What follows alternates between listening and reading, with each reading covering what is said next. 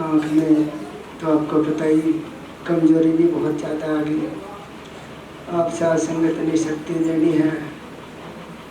अगर संगत में विश्वास आ जाए कि यहाँ पे तीनों शक्तियाँ मौजूद होती हैं तो दास जितनी बार भी संगत में आया, आँख में प्रेशर नहीं पड़ा और सर में दर्द नहीं हुआ। दास दवाई डाल के बाहर लेटा हुआ था। अनीता बहन जी बोली कि अंदर पंखे में लेटो। तो साथ संगत जी भवन में जाते हैं, पहले ही दास के लिए खाट पेटी के नीचे डाल देते हैं कि वहाँ बैठो। उन्हीं से वचन सुन लेते हैं। तो दास ही अरदास प्रार्थना करता है जो मुझे गुरु के वचन आए उन पर चल पाए। अभी चारों तरफ शोर है समागम का, देश विदेश में इसकी तारीखें डिक्लेयर हो चुकी थी। उस आश्रमी धर्मात्मा कहते हैं कि जो हुक्म में होती सेवा वो परवान हो जाती है।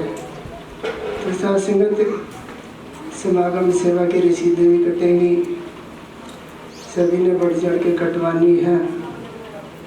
और कल सेवा दल के बहन भाई सेवा पे जा रहे, उन्होंने भी जाना। और फिर 19 तारीख में भी जिन्होंने नाम लिखवाए उन सब ने जाना।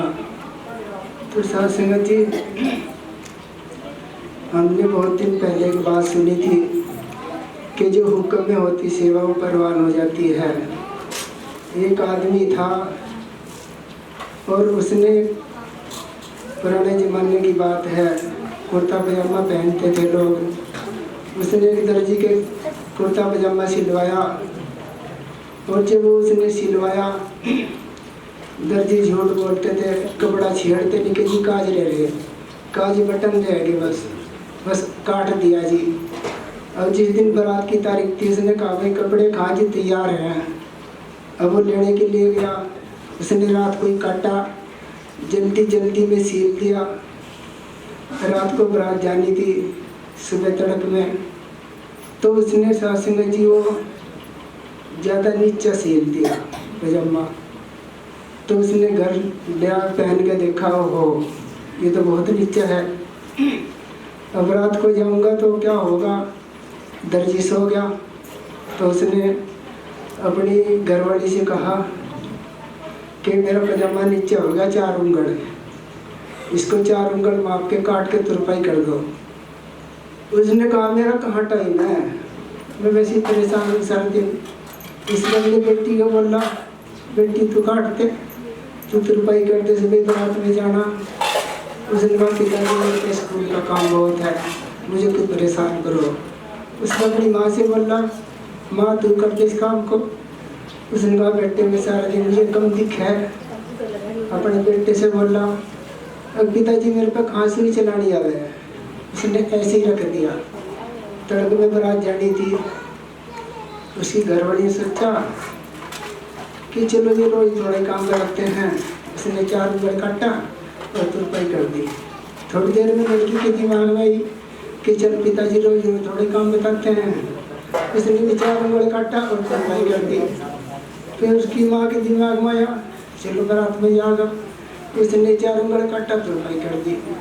उसके बेटे ने भी कर दी। जब बारात का टाइम आवा तो पजामे का नेकर बन गया।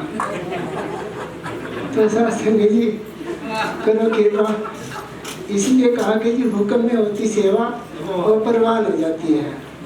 तो जैसे जैसे सदगुरु का हुक्म आए, अगर हम ऐसे ऐसे करते चले जाएं तो हमारी सेवा परवान हो जाती है। प्यार से कहना साथ संगत जी प्यार से कहना धन निरंकार जी। जैसे अरदास विनती की गई थी हमारे मुखी जी श्री शिव कुमार जी आशीर्वाद प्राप्त कर रहे हैं और इनके पश्चात महात्मा अरुण जी आशीर्वाद प्राप्त करें। प्यार से कहना जी।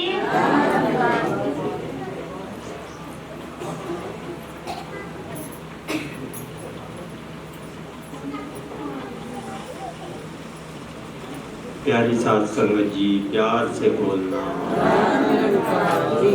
बोल सतगुरु माता सुदीक्षा शविंदर हरदेव जी महाराज की जय।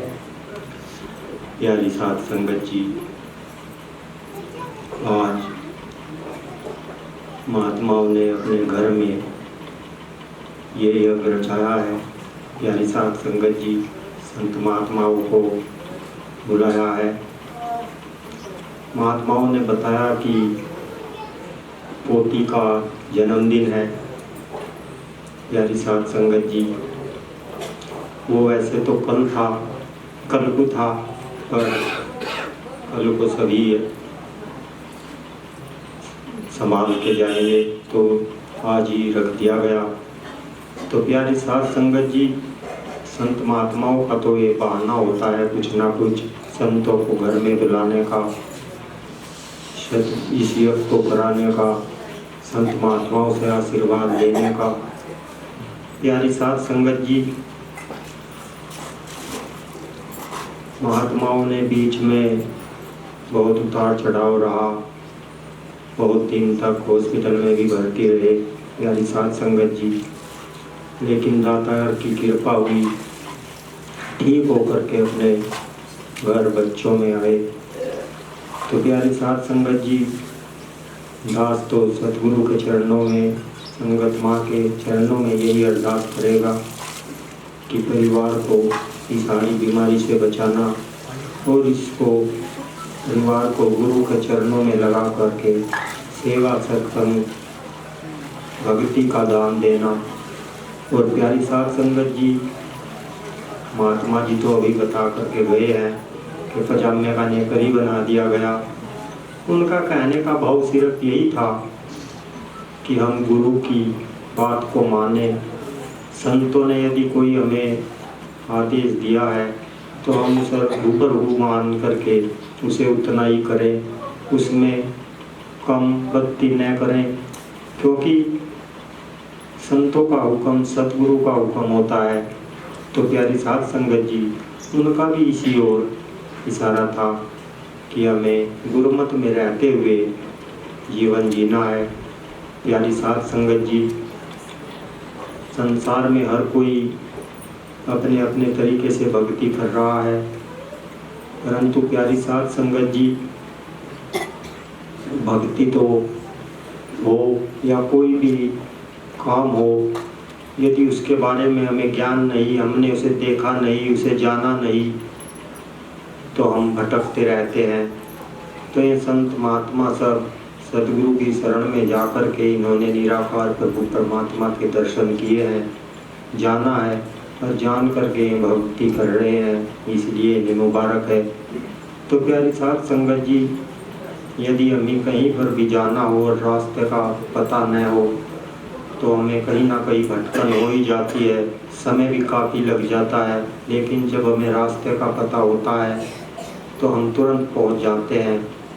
तो प्यारी साध संगत जी इसी प्रकार सतगुरु से इस निराकार प्रभु परमात्मा को जान करके, इस रास्ते को जान करके हम भक्ति कर रहे हैं, तो हमारा मार्ग बहुत छोटा बन जाता है। तो प्यारी साध संगत जी आप सभी संत महात्मा इस काम को कर रहे हैं, आप मुबारक के पात्रवाद हैं। प्यारी साध संगत जी अभी महात्मा चल कर के भी आए हैं। प्यारी साध संगत जी अभी बरम सिंह जी, हमारे सुरेश प्रधान जी, खुदाना से महात्मा दिलीप जी भी आए हैं। ये क्या है, हम इन्हें न जानते थे ना ही हमें जानते थे। हम सबको एक माला में मोती के रूप में सदगुरु ने तो जोड़ा है प्यारी साध संगत जी, और ये सब संत महात्मा उसी माला के रूप में यहाँ बैठे हुए हैं। दाता कृपा करे सबके घर में सुख हो, शांति हो, प्यार हो, नम्रता हो, भक्ति का दान हो। तो प्यारी साध संगत जी यही एक ऐसा समय है